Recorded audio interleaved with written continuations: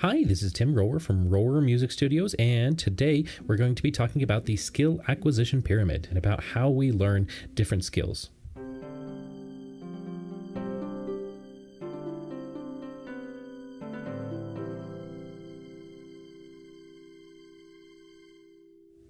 So today I wanted to talk to you guys a little bit about how we learn skills, in particular how to learn musical instruments, but this goes for other skills as well.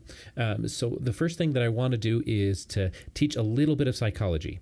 So first off, here is a very crude model of a brain. So we've got our very crude model of a brain right here, and the first thing that I want to talk about is the prefrontal cortex. The prefrontal cortex is actually where we do thinking tasks, and it's extremely powerful, but it has two major disadvantages.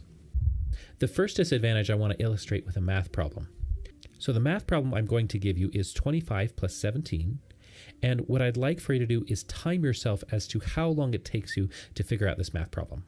Go ahead and pause the video if you need, and find out how long it takes you to figure out this math problem.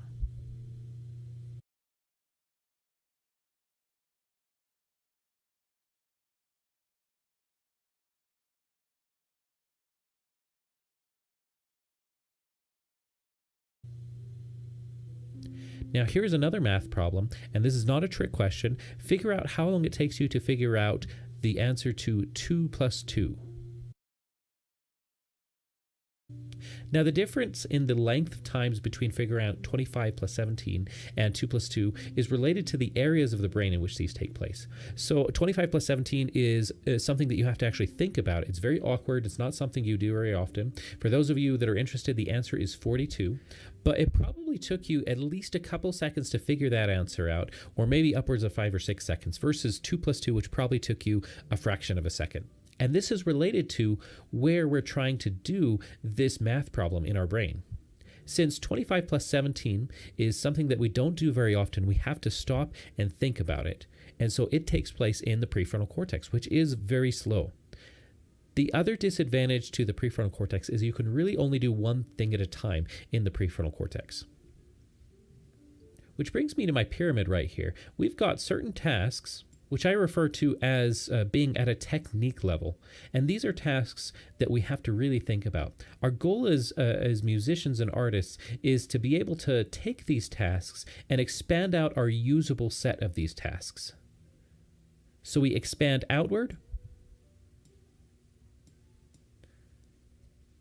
in our usable set of skills. However, since the prefrontal cortex is so slow, what we want to do is make sure that we have the ability to do these without being very slow at them and being able to think about other things at the same time. Now, when we've done things often enough in the prefrontal cortex, what happens is that tasks will start to take place in a different part of the brain called the cerebellum. The cerebellum has a much quicker response time. However, the disadvantage is it takes time to develop any skill in the cerebellum. The great thing about things that we do in the cerebellum, though, is that they can become very fluent. And I like to refer to a skill that we've taken to a point where we don't have to think about it very much anymore as a fluency level skill. So our long-term goal is to take our pyramid and build out and also to build up. Now we can take any fluency task and we can start to emote with those tasks. Just like when we're speaking, we add emotion to our speech. There comes a point at which our skills, we can add emotion with those. Now emotion takes place in a different part of the brain, the amygdala, which we won't get into too much today. The ultimate goal, however, of being able to do any of the tasks is to be able to get those tasks to a point at which you're so skilled with them that you have ownership over those skills. And I love this ownership level because it's the point at which they sort of just become who you are, those skills. And in the moment, you can change what you're doing to accommodate the feeling that you want. So that's the long-term goal, is to get any of these skills to a point at which you own them. We'll talk about in a future video how we go about building muscle memory. In particular, there will be a video talking about my 3 keys to muscle memory. That's all the time we have for today. Join us in our next video in which we'll talk about why we practice scales.